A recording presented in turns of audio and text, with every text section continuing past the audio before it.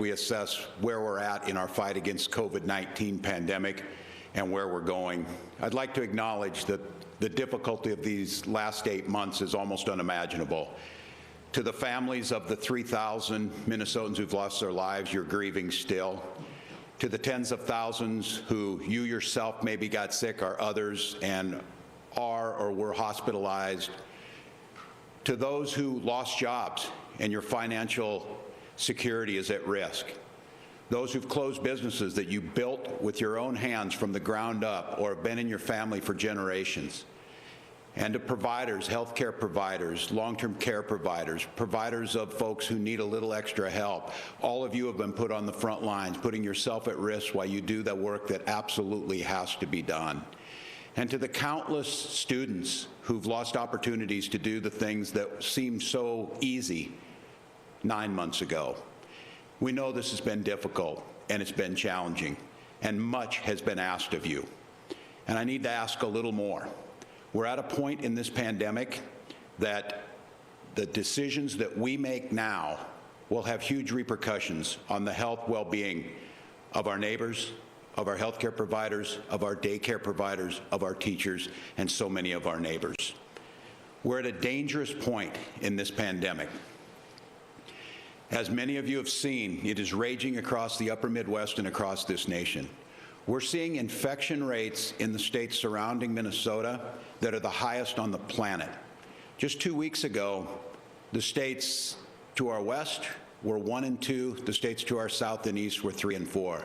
We were 21st in infection rates per capita. That's all changed. We now know that more than a third of the folks who are getting infected are coming from sources they don't know. That's very, very dangerous, because if we can't test and if we can't isolate, the spread exponentially grows. And COVID-19 is already overwhelming our businesses, overwhelming our schools, and of course, the congregate care facilities and our medical institutions. That's the situation where we're at. Now, in the 8 months since we've been dealing with COVID, we've learned much, but we also know, and much of this is predictable, on how we act and how this virus moves will have huge implications on the number of people who will be hospitalized and ultimately those who will lose their lives.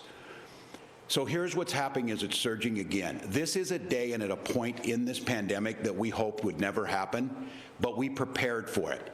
But I think, Minnesotans, you need to understand just how rapidly this is happening and how rapidly what even has become the new normal is no longer sustainable. It took us, as you look, 29 weeks to get the first 100,000 cases. It took only the next 6 weeks to get to 200,000 cases, and it's going to take less than 3 weeks to get 300,000. That will continue to accelerate to 400,000 and 500,000. The reason it matters, if you look at this from the beginning, is the curve and the infection rate is exponentially going off the chart. And I want to note, Minnesotans, what was asked of you. If you look at this chart from March until September, we were one of the few states in the nation that achieved what you were able to do. We did bend the curve. We did keep the spread flat, and we did protect and save lives. But as the infections came back and as the hot spots moved to the upper Midwest, we were no longer able to keep that out. And we went from being in a situation where we could contain and our hospitals were not overwhelmed and we were not seeing the community spread rate to the situation you're looking at now. And just in the last 2.5 weeks, as we've been talking about, the ground is literally shifting under our feet. These are, what you're looking at here, is the 7-day case growth rate, and it was about 10%. That was high but manageable. That's gone to 75%, and it will go off the top of this chart over the next 7 days. The thing when you get the data, and we're looking at the data, is that there's a lag period that goes with this. What we see is when people are infected, we see infection rates obviously go up. What follows that, almost with certainty, at about a 2-week to 3-week time period is increased hospitalizations. And then almost like clockwork, following those hospitalizations are ICU admittance and deaths. And so if that pattern holds true and we had 100 cases, we could expect to be able to understand the 1 or 2 people we would see in the hospital. And then we would see the numbers that would die. So when some people say, well, the vast majority of folks recover, that's true. What we don't know is the long-lasting effects it'll have on them. But even so, at the spread we're seeing now, it's not 100 cases. It is approaching 10,000 cases a day, which means it's not 1 or 2 in the hospital, it's 1,000 or 2,000. And the charts you're looking at here of what's happening, beds across our entire hospital system. And I want to just at this point pause to thank our hospital systems, thank the administrators in their hospital systems, and a special thank you to those frontline healthcare workers, because they are the ones that have to be there day in and day out, not just for COVID. If you take a look what we're seeing, take Northeast Minnesota, 95 beds in use. Normally, those are beds for folks who might have had a broken arm, they might have gallbladder surgery, unfortunately they might be having cancer treatment or doing something that was there, an emergency, a car accident. Those are the beds that are filled. There's only 7 of those available. COVID-19 is now filling 1/3 of those beds, in some places half of them.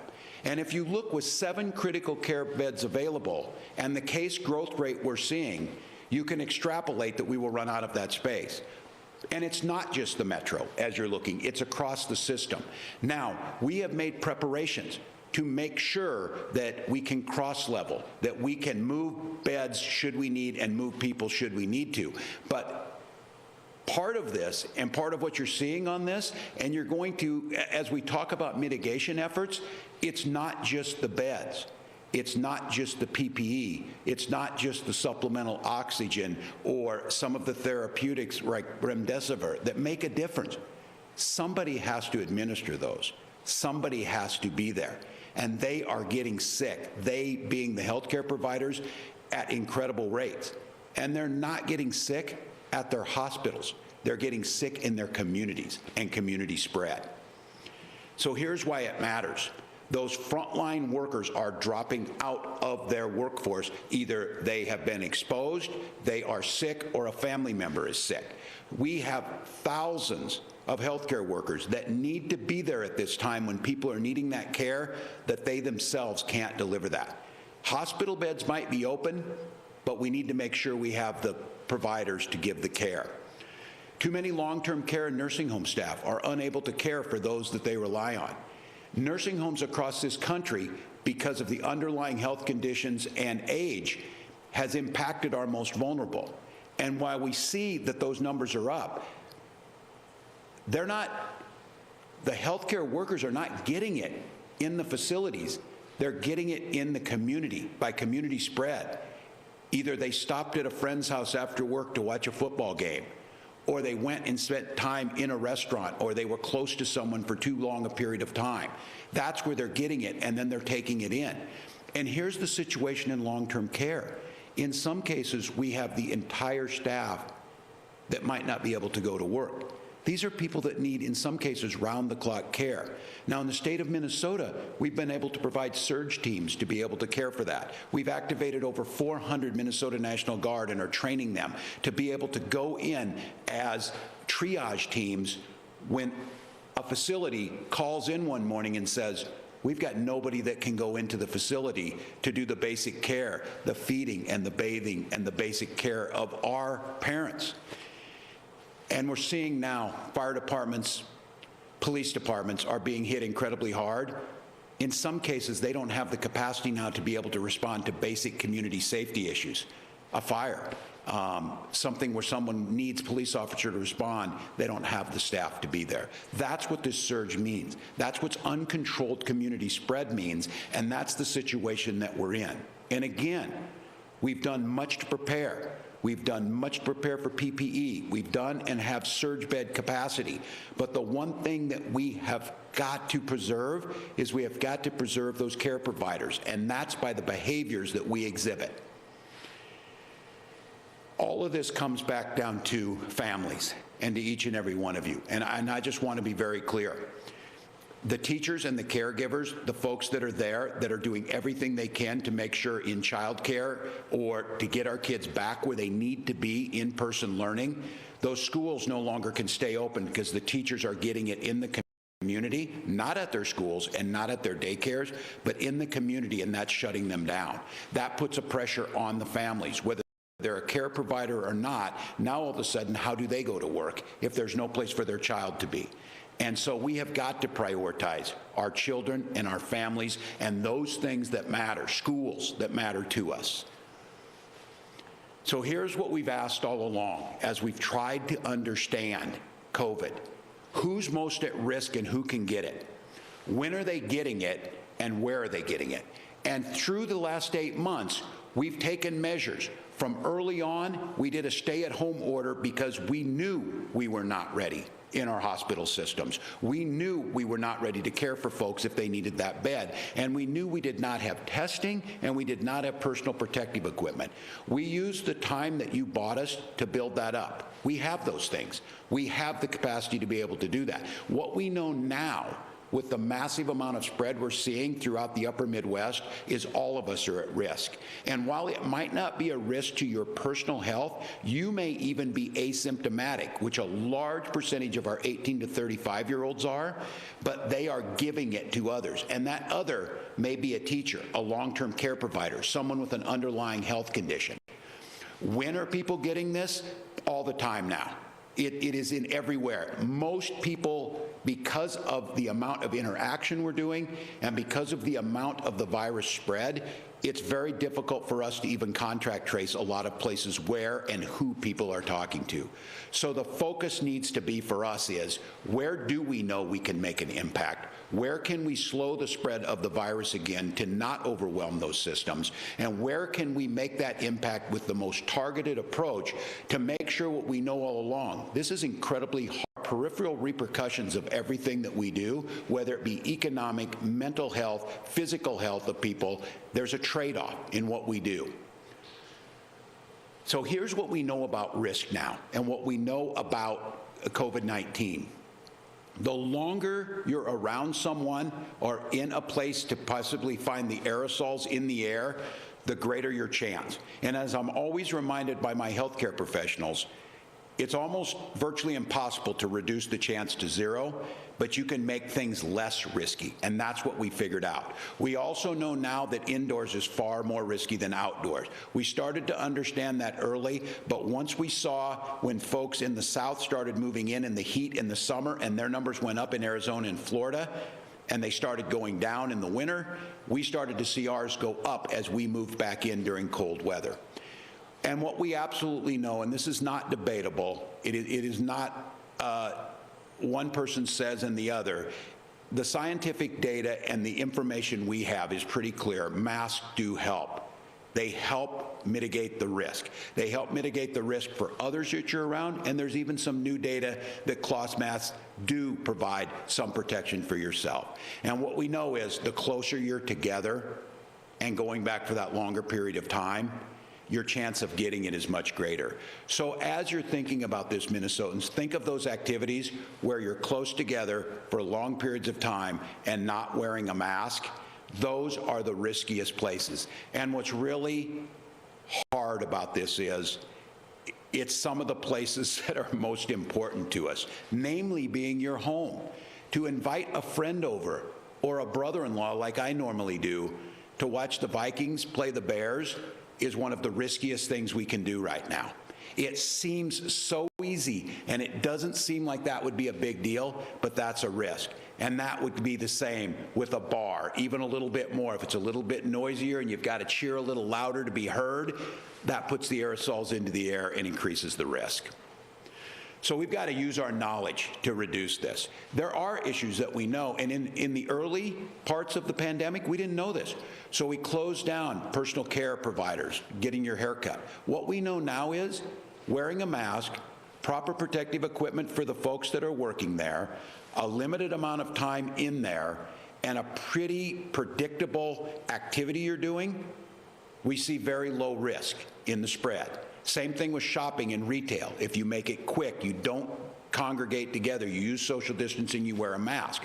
But once again, social situations, seated, unmasked, groups of folks that are not in your family, all of those things have led to not one big super spreader event, but thousands of micro-spreader events that have got us in a situation where our healthcare systems are potentially could be overrun.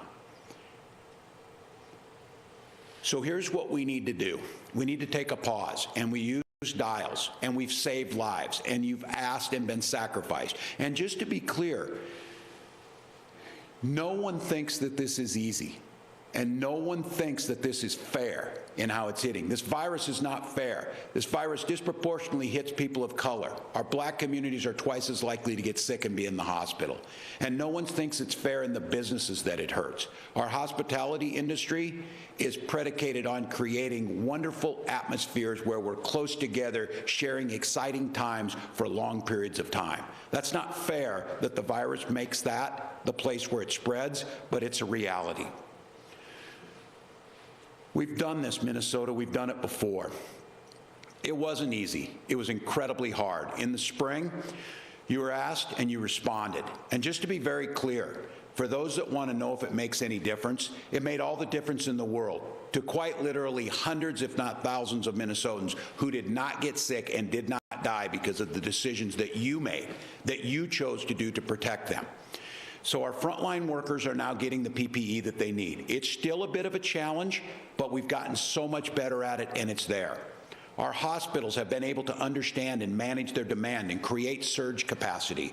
We can double and almost triple our capacity in 24, 48, and 72 hours if we can keep our workers in place.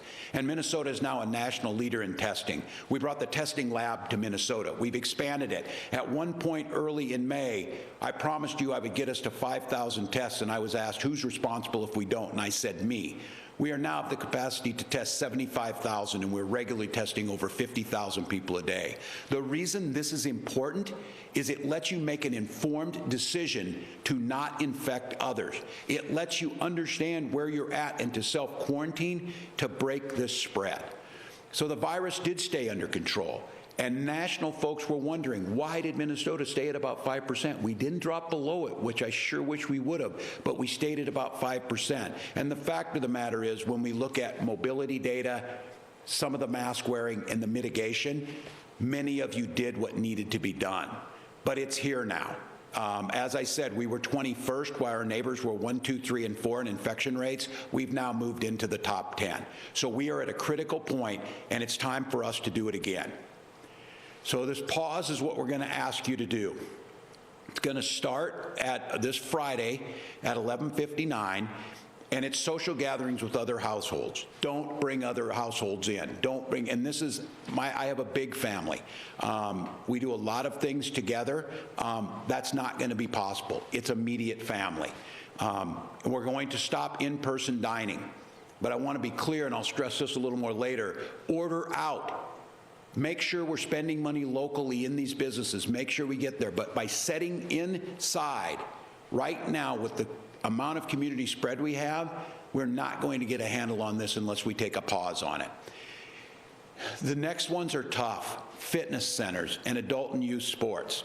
And I want to speak to those folks out there because it's a passionate group of people around youth sports, and I feel like I'm right in the center of that. Those of you who've heard me say this, my life is about coaching and being around it for decades. I've got a 14-year-old whose greatest excitement of 2020 was he made his team, and he was going to be on a team with some others to be able to play here during the winter sports. And now he's not going to be able to do that for a few weeks.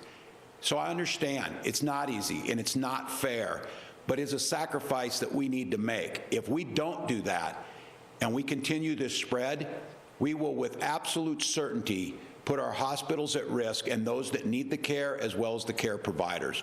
Places like bowling alleys and bingo halls and theaters will need to take a pause.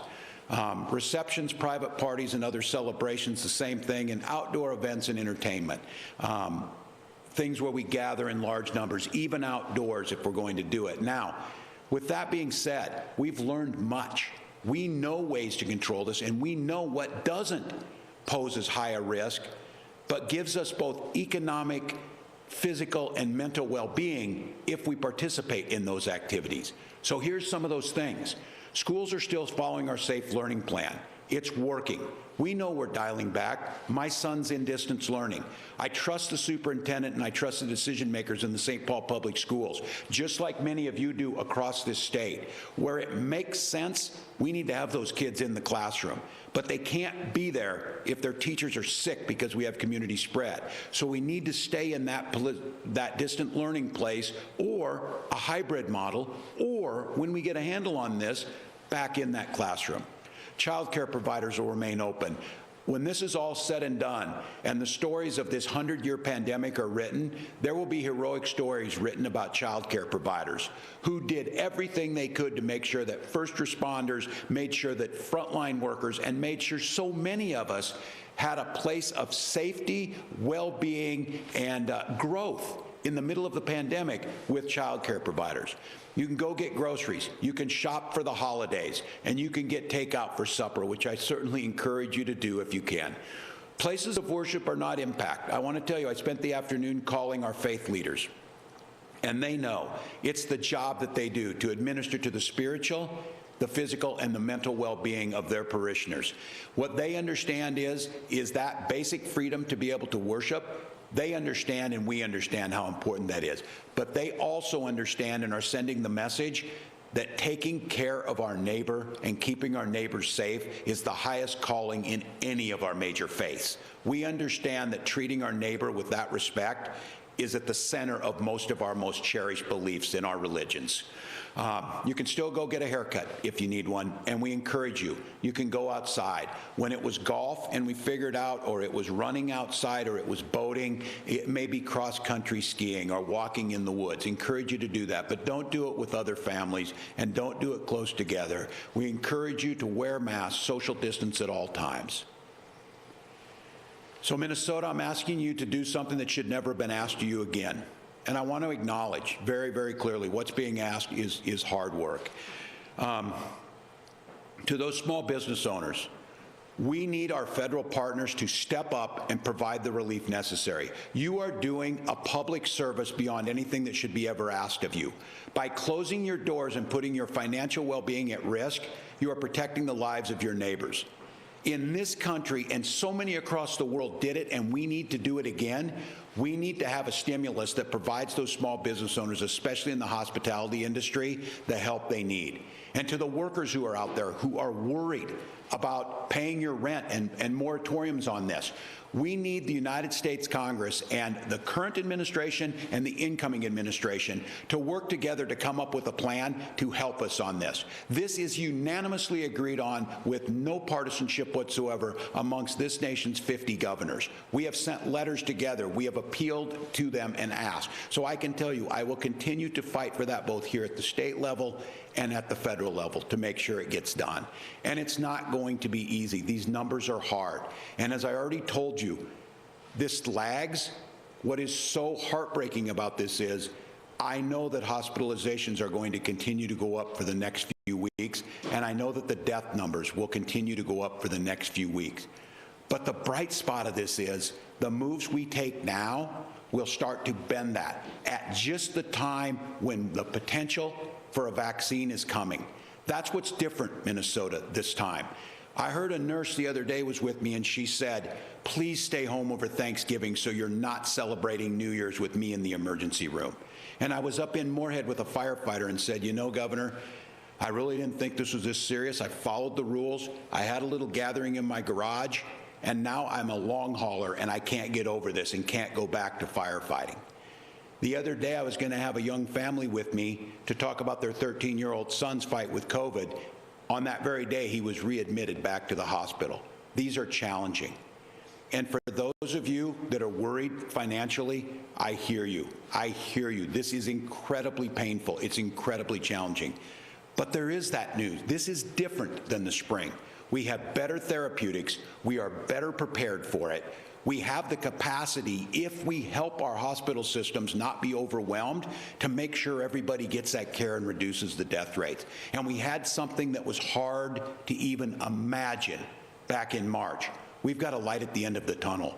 I believe with every fiber of my being that there is an incredibly strong possibility, more like a probability, that we will be vaccinating people before the end of this 4-week pause in our long-term care facilities and our frontline healthcare providers. And Minnesota is ready to go through and roll out that vaccine plan to the rest of us. We can do this, Minnesota. We can get this right. We can save lives. And this time, the end side of this is, by the time those trees are budding out again and by the time the Twins bats are cracking, we've whipped this thing.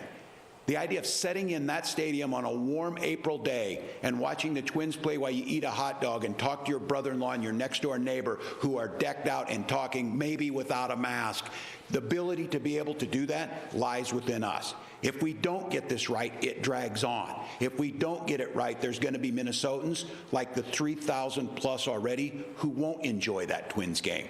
So we've got the chance. What's always pulled us through this is our grit, our sense of community, and our belief that it matters what we do can positively impact our neighbors. So I'm asking you one more time, Minnesota, let's pause some of the social stuff. Let's be smart. Let's mask up. Let's get through these next few weeks, and let's get to the point again, the things that we really care about. Thank you, Minnesota, and have a great evening.